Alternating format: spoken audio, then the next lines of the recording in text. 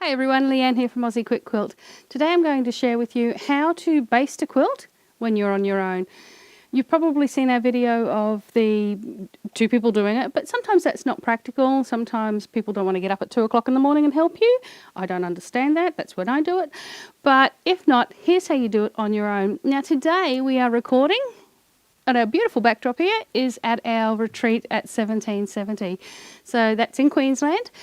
When they open the borders, you can all come and visit. Today we're going to need our 101 quilt basting spray. Now remember, 101 is the only basting spray that I'll put my name to. It is water soluble, so if you're using it in really cold or really wet weather, it is a little bit of difference.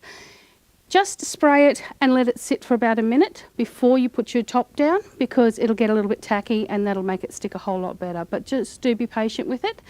You will need that today. You'll need your top, your batting, your backing of course, and I'm going to use just 4 safety pins, 1 for each corner, just for safety. When you're doing it with a friend, you normally lay out your backing, put your batting on top, and then do the quilt top.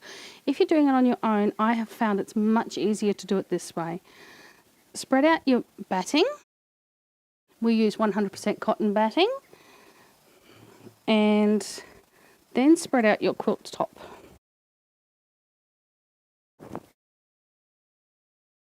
You can see here I'm using the full width of the table. Just give it a little smooth.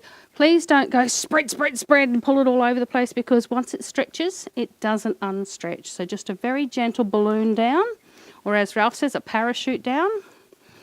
Make sure your whole quilt fits on your batting. This one's not quite square. You can square it up if you want to, but I can see that the whole thing fits on, so I'm not going to bother.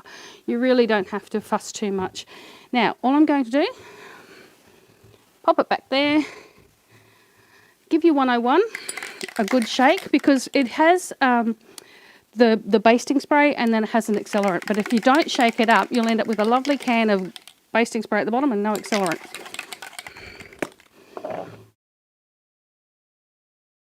Fold it back about half and we'll straighten it up at the other end.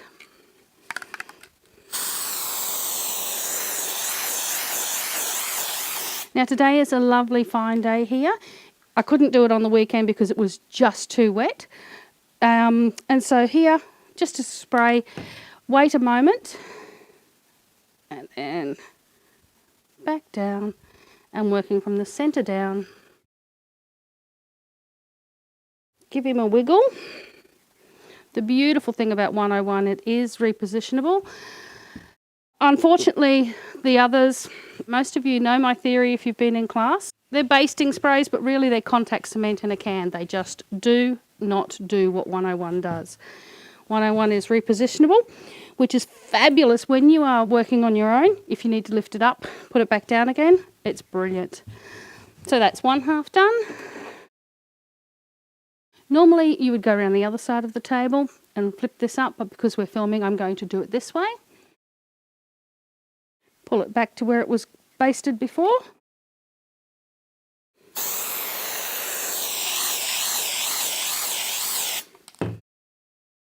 Picking it up carefully. And starting from your centre here, keep the side up as much as you can. Now, I'm such light pressure. Ralph tends to, because he's got big man hands, wiggle back and forth. I have very light fingers and I've done it quite a few times, so you can go back and forth. What happens is the fibres are twisting. So as you're putting that down, if you're spreading it all one way, you're actually stretching those fibres that way.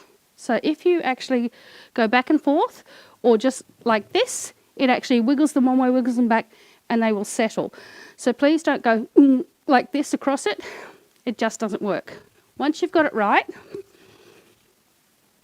do the other side. Once again, repositionable. Give him a wiggle.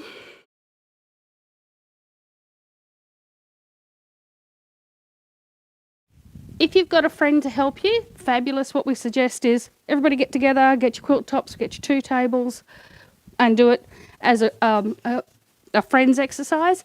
If you don't have that luxury, as I said, this is how you do it on your own. Top's done. Right, now we're going to flip it over.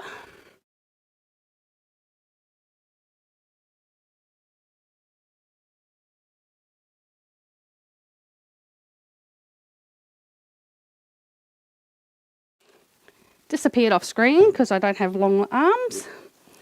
Just to grab my backing.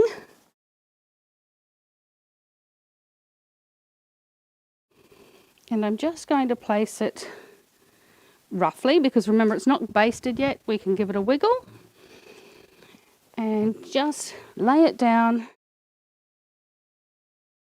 Just, I guess, like you're making a bed for those strange people that have time to make beds. You can tell I'm usually out in the sewing room. So I'm giving it a wiggle until I know that all of my batting is covered.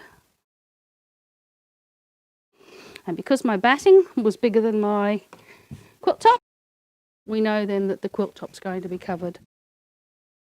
Just checking all the way around. It's much easier to take a moment now to do this than have it half basted and go, it's not going to fit.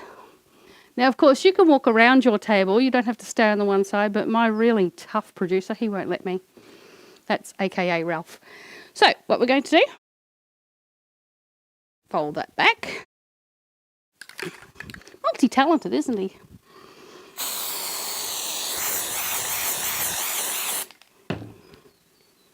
And I know it's not exactly half, but it doesn't need to be, because all we're doing is anchoring one side of it. Once again, very gently.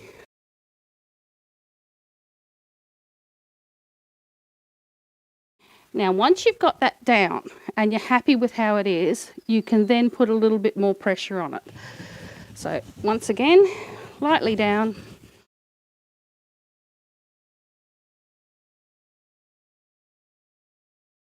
Now you would run around the other side of the table and do the same thing.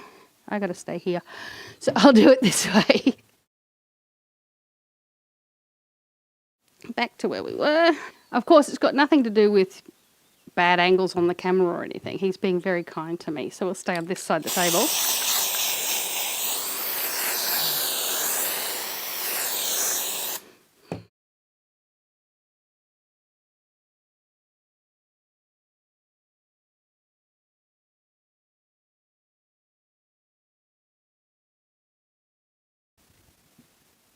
And across, once again, repositionable up and down.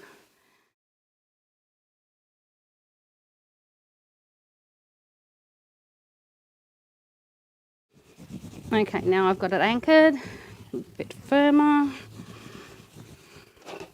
Now I'm going to simply flip it over. And there you have a basted quilt. All I'm going to do now, just for security purposes, because if you're going to now pop that away until you can get to it, and when you start quilting, you want to be able to have these corners secure, one in each corner. And there you have a quilt basted all by yourself on one single table. So happy quilting, and I'll see you in the next video.